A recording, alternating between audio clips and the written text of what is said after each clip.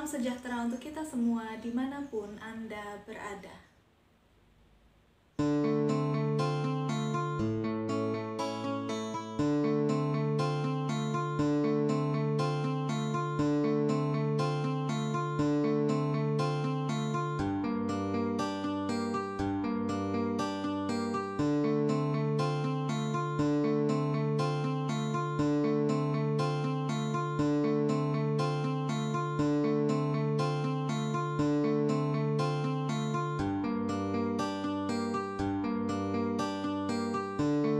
Bacaan kita kali ini diambil dari Kejadian 11 ayat 4 sampai 8. Juga kata mereka, marilah kita dirikan bagi kita sebuah kota dengan sebuah menara yang puncaknya sampai ke langit, dan marilah kita cari nama supaya kita jangan terserak ke seluruh bumi.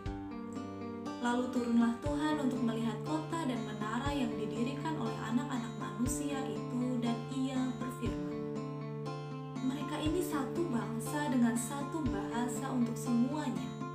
Ini barulah permulaan usaha mereka. Mulai dari sekarang, apapun juga yang mereka rencanakan, tidak ada yang tidak akan dapat terlaksana. Baiklah, kita turun dan mengacau balaukan di sana bahasa mereka, sehingga mereka tidak mengerti lagi bahasa masing-masing. Demikianlah mereka diserapkan Tuhan dari situ ke seluruh bumi, dan mereka berhenti mendirikan kota itu. Saudara, kisah Menara Babel adalah kisah di mana manusia berusaha mendirikan sebuah bangunan dengan tujuan agar mereka tidak menyebar ke seluruh bumi. Padahal kita tahu bersama bahwa ketika Allah menciptakan manusia, Allah menginginkan supaya manusia memenuhi bumi ini.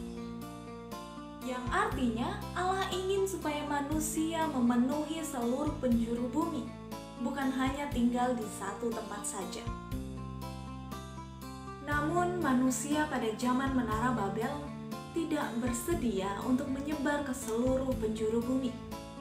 Itulah sebabnya mereka membangun sebuah gedung yang membuat mereka tetap bersama dalam satu bahasa, satu budaya, satu bangsa, di satu tempat.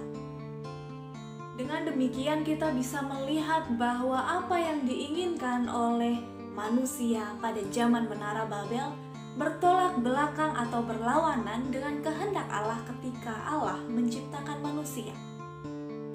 Itulah sebabnya kemudian Allah turun tangan dengan mengacau balaukan bahasa mereka. Tujuan dari tindakan Allah adalah Allah ingin mengembalikan tujuan awal Allah menciptakan manusia, yaitu tersebar ke seluruh penjuru bumi. Saudara, kita sadari atau tidak, seringkali kita bersikap dan berpikir sama seperti para manusia yang ada di kisah Menara Babel. Kita menganggap bahwa keseragaman adalah hal yang indah, dan kita tidak menyadari bahwa perbedaan adalah bagian dari rencana Allah. Berbagai macam cara kita lakukan agar kita bisa menghindari perbedaan yang ada.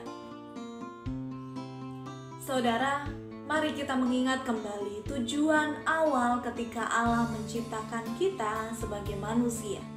Allah menciptakan kita dalam keberagaman, heterogen, bukan homogen. Allah ingin kita saling menghargai di dalam perbedaan yang ada. Perbedaan yang Allah ciptakan. Allah tidak ingin kita berusaha mengubah perbedaan itu menjadi hal yang sama. Alangkah indahnya ketika kita bisa saling menghargai di dalam perbedaan yang kita miliki. Terlebih di negeri kita, Indonesia ini. Kita begitu beragam, begitu banyak perbedaan di tengah-tengah masyarakat Indonesia ini. Perbedaan suku, budaya, bahasa, agama, dan banyak sekali perbedaan yang lain. Alangkah indahnya ketika kita bisa saling menghargai, bukan menyeragamkan perbedaan yang ada. Saudara, ketika kita menyadari bahwa perbedaan yang ada merupakan bagian dari rencana dan kehendak Allah dalam kehidupan kita, maka sudah seharusnya kita kemudian menghargai perbedaan yang ada. Kita menghargai setiap orang yang berbeda dari kita. Dengan demikian, hidup akan menjadi lebih indah, bukan?